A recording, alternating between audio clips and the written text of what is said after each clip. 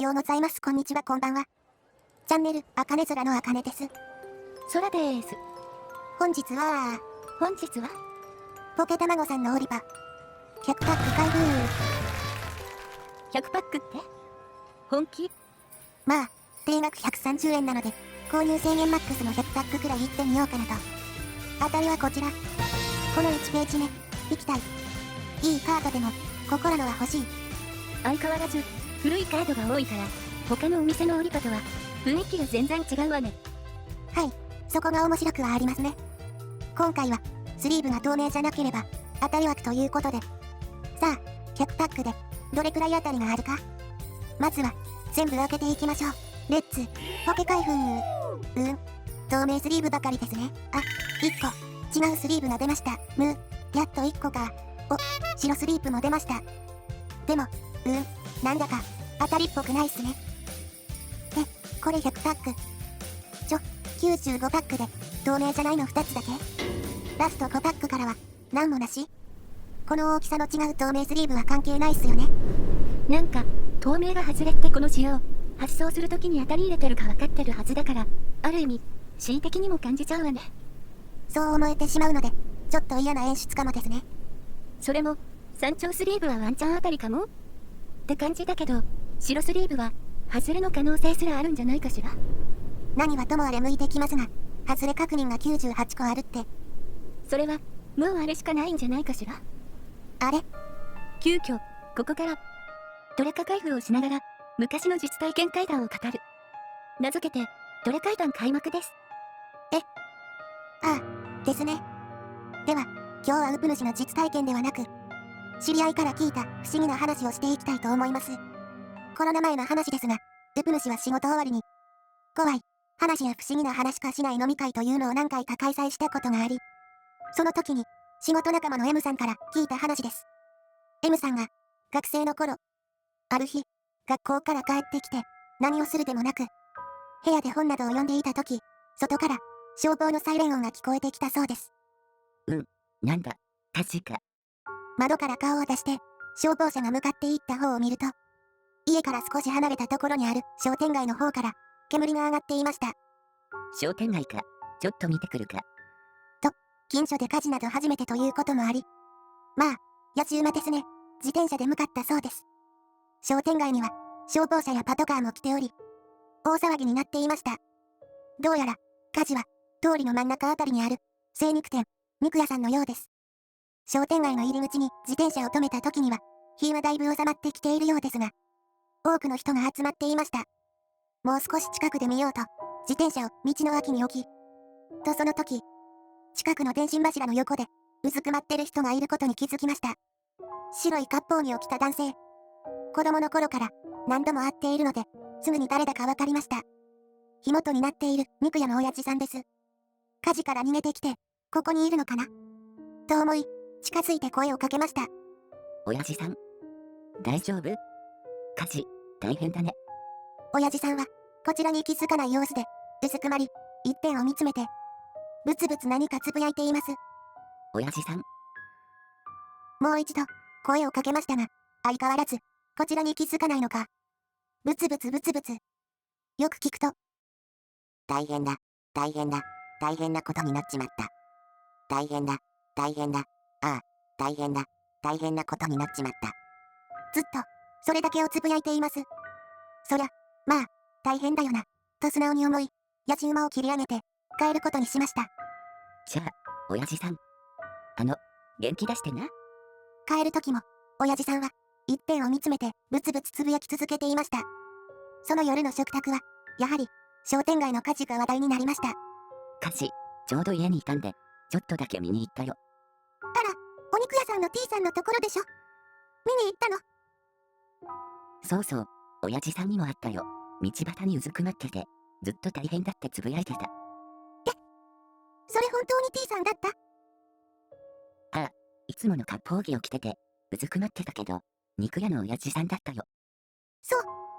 でも、きっと違うわよ。人違い。なんで？だって、亡くなったって聞いたわよ。火事で逃げ遅れて、中で酸欠。入り口近くで倒れてて、救急車で運ばれた時には、もう助からなかったって。それこそ、変だって。絶対、親父さんだったって、ずっと大変だ。その後、他の人からも話を聞いたのですが、確かに母親が言ったことは本当で、自分が会った時には、もう亡くなっていたようでした。その、肉屋の親父さん、普通に見えたんですかと私が聞くと、どっからどう見ても、普通の人だったし、今でも信じられないんだよな。と言っていました。亡くなっても、後悔みたいな思いに潰されてるみたいね。はい、ところで、定額にありがちだけど、きつい折り場ね。これは、確かに、いつものカーナベル口より、喋ることはありませんね。たまに、古いカード入ってるけど、ノーマルだしね。せめてちょっとでも光ればいいんですが。では、もう一つ。同じく階段飲み会で、愛さんから聞いたお話です。愛さん、とある雑誌社で、釣りを仕事としている方で、記事を書くために、とある山奥にある釣り場に向かい、山を登っていました。目的地まで、それなりに時間がかかることもあり、なかなか行く機会を作れなかったのですが、その日は、朝から丸一日時間を作れたこともあり、前日の雨が気になりましたが、思い切って向かうことにしました。獣道のような細い道を進み、目的地も近くなった時のことです。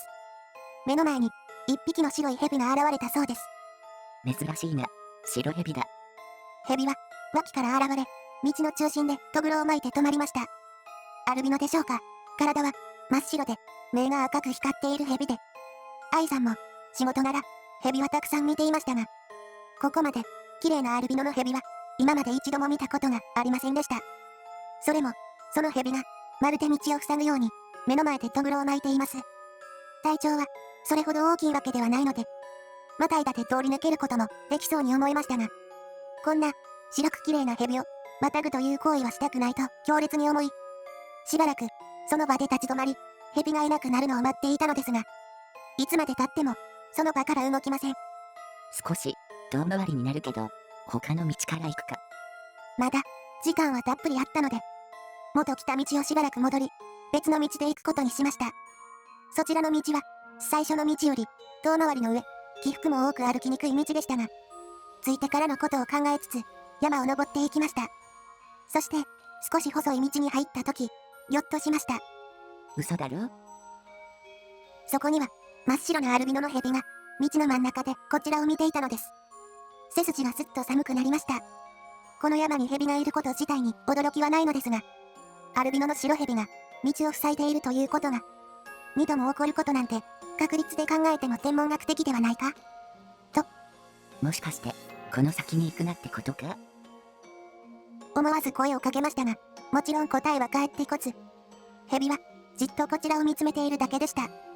愛さんは、これまでも、多くの不思議な体験をしており、この時も、何か不思議な力で、何か警告されていると思い、この日は、予定を変えて、他の釣り場へ向かうことにしたそうです。翌日、それが何の警告だったのか、すぐに分かったそうです。ニュースによると、前日の雨が原因で、その向かっていた釣り場を巻き込む大きな鉄砲水があったそうです。そのアルビノの蛇、山の神様か何かだったのかしら？そんな感じがしますよね。この先、危ないよって教えてくれたみたいです。というところで、ラスト、白スリープと山頂スリーブ、開けていきましょう。100パック、当たり2つでも、どちらか大当たりなら、勝ちになります。さあ、まずは白スリーブから。この光り方は、昔のカードですかね。せーの。ミュウツー EX。販売500円くらい。これくらいなら、10パックに1枚くらいは当たっても良いんじゃ。100パック中の2つの当たりの1つだとすると、キッズー。もうこの山頂から13,000円を取り返すしかないわね。マジで、おねしゃす。で、グッズ UR。当たり表記にあったあれですね。ダークスパッチ UR。当チャンネルでは、外れでなぜかよく引きます。悪いカードじゃないですが、今回は還元率 33%。なんか、結果的には、ハイリスクハイリターンくじでした。98% の外れで、実質あたり 1% って、怖いわ。急だった。けどやっぱりトレカイ段階だったわね。トレカイ段、そろそろ夏も終わりつつありますが、もう少しだけ続くと思います。ではでは、ご視聴ありがとうございました。ぜひ、チャンネル登録、グッドボタン、よろしくお願いします。チャンネル、あかねぞらでした。